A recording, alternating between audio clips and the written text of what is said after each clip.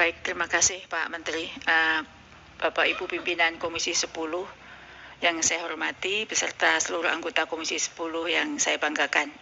Terima kasih Pak Menteri untuk kesempatannya, dan pada kesempatan ini kami ingin mengupdate perkembangan seleksi ASN P3K yang sebenarnya sudah kami paparkan di depan Pansel Kemenpan RB, namun di forum ini belum.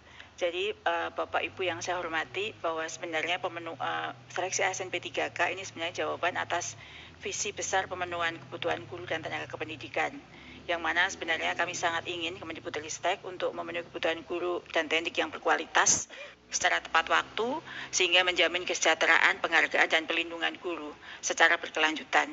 Oleh karena itu, kami pun Kemendikbudristek juga mendukung arah kebijakan pengadaan JASN tahun 2024, yang mana sebenarnya ini adalah amanah dalam penataan tenaga non-ASN sesuai dengan mandat Undang-Undang Nomor 20 Tahun 2023 tentang penyelesaian seoptimal mungkin tenaga non-ASN di instansi pemerintah daerah.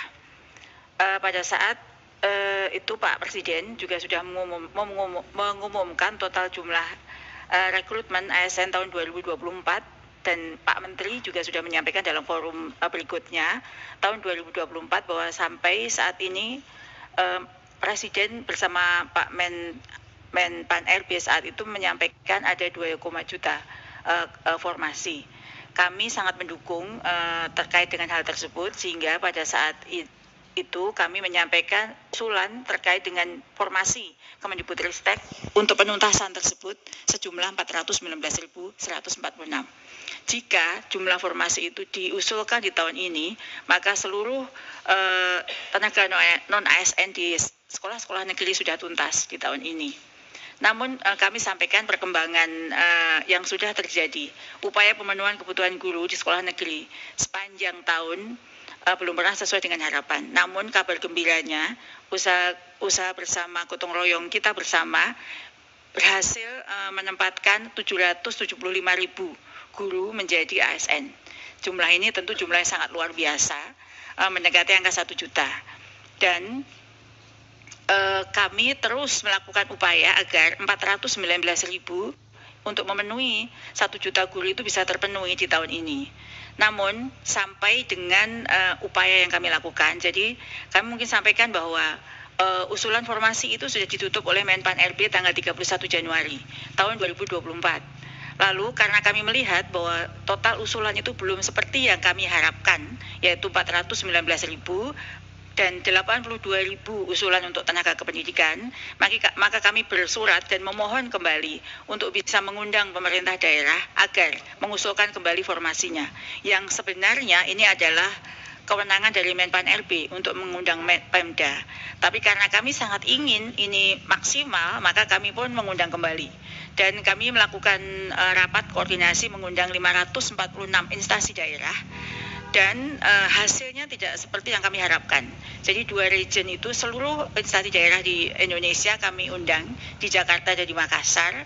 Hasilnya sampai dengan berakhir formasi itu ditutup,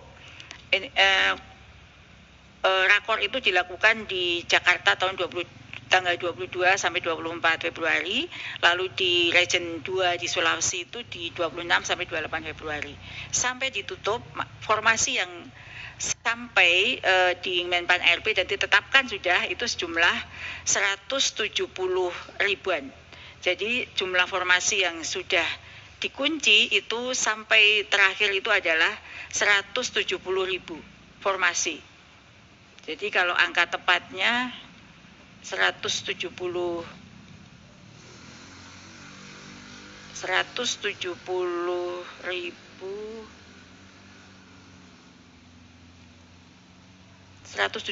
itu kami juga mengusulkan untuk memindahkan usulan CASN PNS itu ke P3K untuk tahun ini.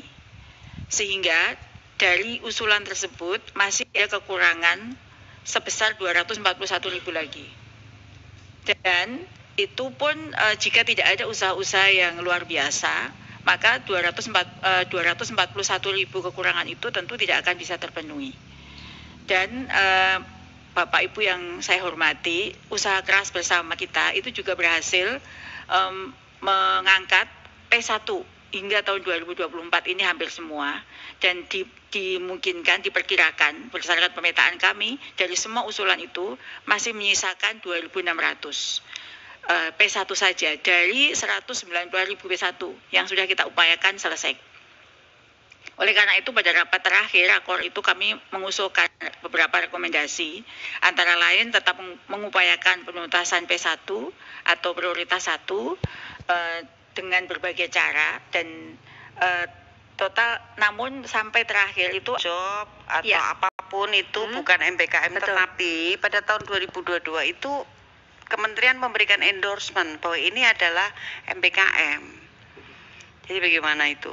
Ya, jadi kami usul mengevaluasi kegiatan magang fair and job dan melakukan sosialisasi kebijakan MBKM. Jadi supaya kami juga fokus untuk melakukan jadi evaluasi. Isi ya? Betul, dua pokok pikiran. Kami usul demikian, Ibu. Mengevaluasi kegiatan magang fair and job, dan melakukan sosialisasi kebijakan MBKM.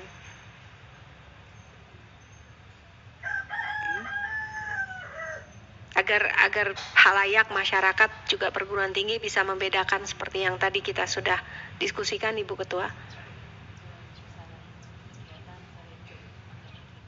Oh ya, kegiatan fair and job barangkali. Maksudnya ini kan mau diberikan pemahaman bahwa oleh pemerintahan Jerman ini kan menjadi tidak baik G2G kita antara pemerintah Indonesia dengan pemerintah Jerman. Nah, saran saya secepatnya pihak kementerian nanti ada koordinasi langsung dengan pihak kepolisian bahwa ini sebenarnya bukan TPPO seperti apa yang telah dibicarakan ramai di media. Ini hanya persoalan, ya kalau istilah berantem ini ada tipi ringan, tindak pidana ringan saja. Karena kasihan para guru besar kita, dan kasihan juga nanti ketika kita mau menjalin kerjasama dengan Jerman, ternyata Jerman memban tentang mahasiswa kita. Satu itu, jadi terima kasih nih Bu Nini. Yang kedua, persoalan Bu Nunu, kalau saya mendengar, kita semua di sini mendengar penjelasan dari Bu Nunu, adem, enak, damai, tentram tentang persoalan guru honorer. Tapi berbalik 80 derajat, bahkan 120 derajat ketika kita mendengar kemarin 8 perwakilan dari berbagai macam provinsi. Bahkan sampai ada yang menangis-nangis, Bu Nunu. Nah, saya kira ini kalau gajah mati meninggalkan gading, mudah-mudahan kami berakhir di Oktober nanti meninggalkan legacy, meninggalkan prestasi yang terbaik buat para guru honorer, tentunya juga buat Bu Nunu dan Mas Menteri. Nah, problematika guru-guru honorer, tendik segala macam, saya kira ini memang masih ada ya, masih kita akui masih ada problematikanya. Bahkan kemarin yang dibatalkan saja, yang P1 yang dulu sempat dibatalkan 3.000 orang itu sampai sekarang mereka masih belum penempatan. Apakah ini juga kekeliruan di pihak Pemdanya atau segala macam?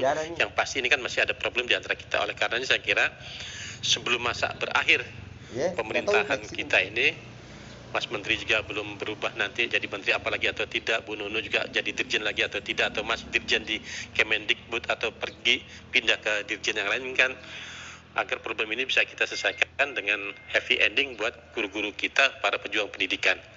Gitu. Yang ketiga, persoalan pramuka, saya kira ini kita semua mengakui bahwa pramuka ini sangat besar manfaatnya buat anak didik kita. Bahkan bukan hanya untuk anak didik, buat mahasiswa pun sangat bangga. Betapa bangganya kalau mahasiswa, para siswa-siswi ini sudah dikirim ke Cibubur sebagai delegasi utusan resmi dari masing-masing sekolah, dari masing-masing kabupaten provinsi,